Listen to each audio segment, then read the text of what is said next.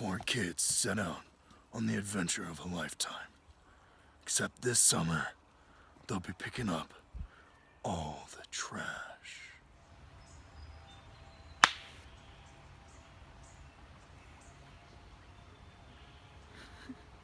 Oh! Hello! This is Cade, and I'm Ryan. We're here to talk about the stream's ecosystem and how pollution is affecting it. Cade?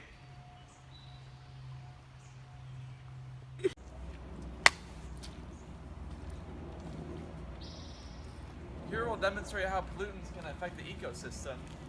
See if Ryan's a fish right here, and if he found a can, this is what could happen.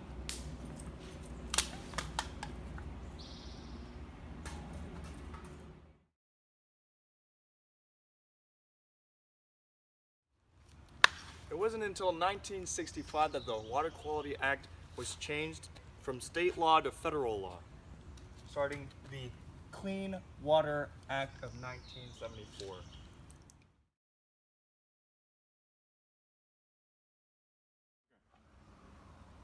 It wasn't until the early 1900s that industrialization had become so prominent that the water became so polluted, the ecosystems began to die. And so the oil would light on fire and the public became concerned. In June of 1972, Pro Water Pollution Group was created, ultimately trying to save the environment. In June of 1991, the world had seen its largest oil spill. About 336 million had spilled during the Iraqi war, and only 17.5% was recovered. In June of 1979, the world had seen its second largest oil spill in the Gulf of Mexico, accumulating 140 million gallons of oil spilled.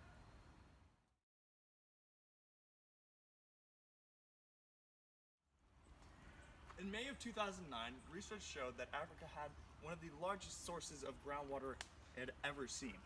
Yet, drilling and keeping the water safe was too much, so the companies gave it up.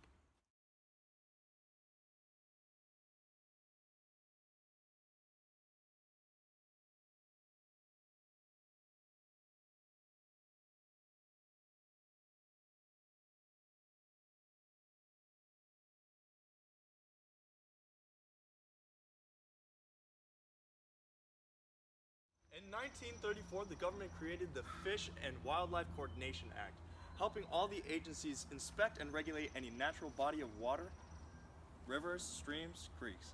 Now we're going to talk about the oldest federal environmental act, the Rivers and Harbors Act of 1899, making any person participating in pollution, giving them a misdemeanor.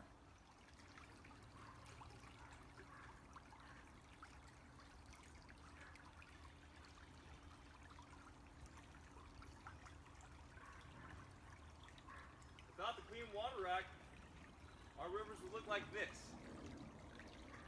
With the help of Cade, we can put a stop to all this litter.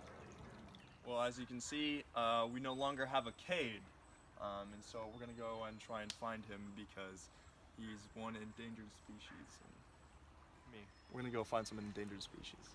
So after the ESA was signed by President Nixon in December of 1973, Congress found it that it was an act that tried to. Oh yeah, I see him right there.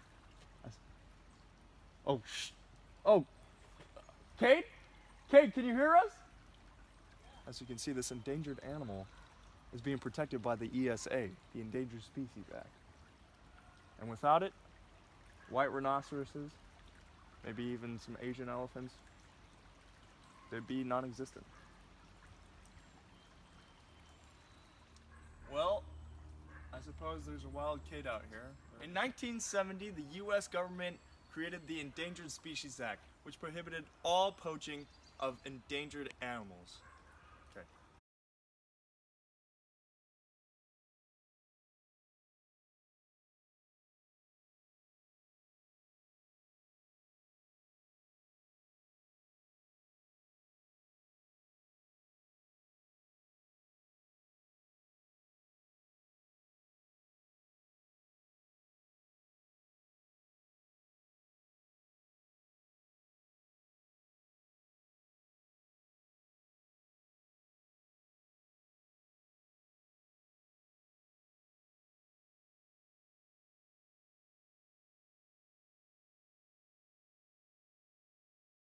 In 1934, the government decided to create the Fish and Wildlife Coordination Act, which helped the agencies inspect and regulate every sort of...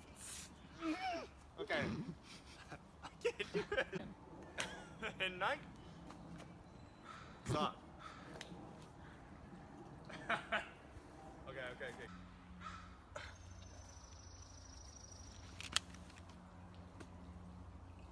In Sam's video. Yeah, I did. Maybe once. Twice. Alright, suck my wang. Let's talk about the Endangered Species Act of 1973 and how Cade,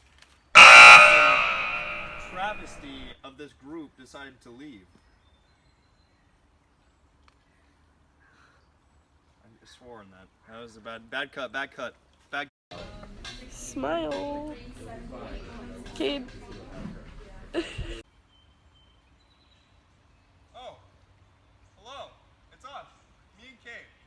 We're here to inform you about the creek and the ecosystem and how pollution is affecting it. Okay?